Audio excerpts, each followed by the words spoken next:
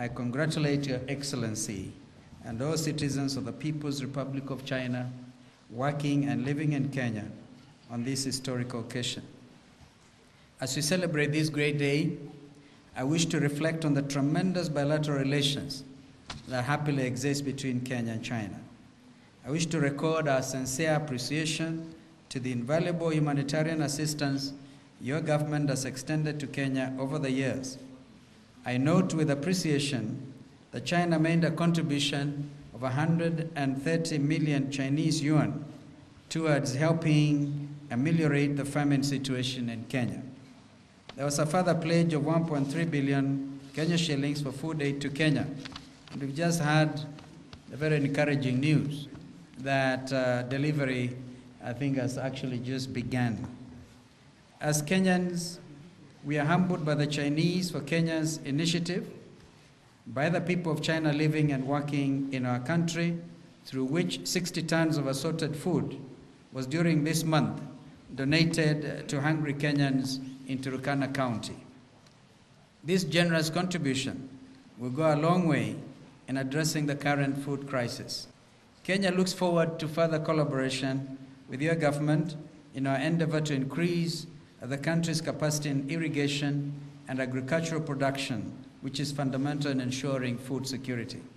We now have in place a regional strategy, the Nairobi Action Plan, or the Nairobi Plan of Action, which was worked out recently here in Nairobi to find a permanent solution to drought and famine in this region. May I take this opportunity to ask Your Excellency's support in the implementation of the Nairobi strategy. The Kenya government does place high priority on human resource development, which is crucial for the development of our country. I wish to appreciate the scholarships offered by the Chinese government in various fields over the years.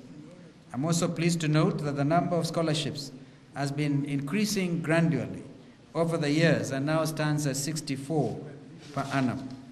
Your Excellencies, ladies and gentlemen, Kenya is in the process of implementing its new long-term vision planning strategy, officially known to all of us as Vision 2030. Infrastructure development is crucial in the implementation of this vision. The Chinese government has assisted Kenya in various infrastructure projects, most of which are still ongoing. Let me commend the various Chinese companies undertaking works in our country. I must say that they are modernizing our country's bridges and highway system. No wonder Minister Franklin Bett stands here very tall and very happy. There is a tremendous and positive difference between when you drive down a road built by a Chinese company in any part of part of our country.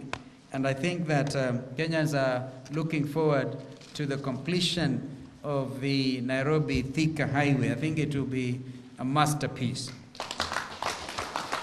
Excellencies, ladies and gentlemen, Kenya has played an important role, as we all know, in regional peace and security. As Your Excellencies are aware, Kenya was and still is the forefront.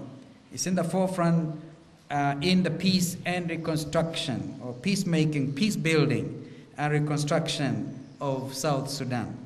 We therefore appreciate China's commitment and continued support for the full implementation of the Comprehensive Peace Agreement, which culminated in the birth of the new Republic of South Sudan. We are also part of the effort to bring peace in Somalia. The war against piracy is the concern of all states.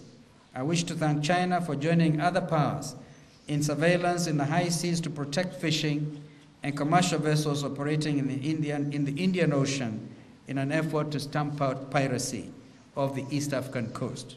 I wish to assure you that Kenya is fully committed to regional peace, particularly in the Horn of Africa and within the Great Lakes region.